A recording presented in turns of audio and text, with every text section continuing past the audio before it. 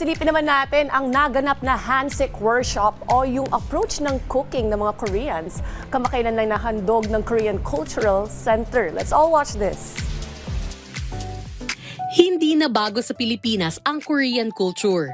Mula K-pop fever hanggang K-dramas, hindi matatawaran ang impluwensya nito sa araw-araw nating buhay. Pero sa ginanap na event ng Korean Cultural Center, ibang klaseng connection ang ibinida.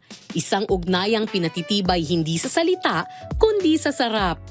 Kamakailan, isang masarap na kwento ng pagkakaibigan ang dinala ng Korean Cultural Center sa pamamagitan ng espesyal nilang handshake workshop.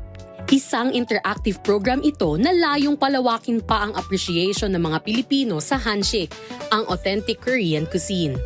Inspired by the hit K-drama Bon Appetit, Your Majesty, tampok sa workshop ang fusion ng traditional Korean ingredients lalo na ang doenjang o fermented sauces na kinikilalang bahagi ng UNESCO Intangible Cultural Heritage. Pinangunahan mismo ni Chef Lily Min ang hands-on cooking session, kung saan hindi lang pagluluto ang natutunan ng mga kalahok, kundi pati ang cultural meaning ng bawat sangkap. Dito, mas naipaliwanag ang konsepto ng jang culture na itinuturing na puso ng napakaraming Korean dishes.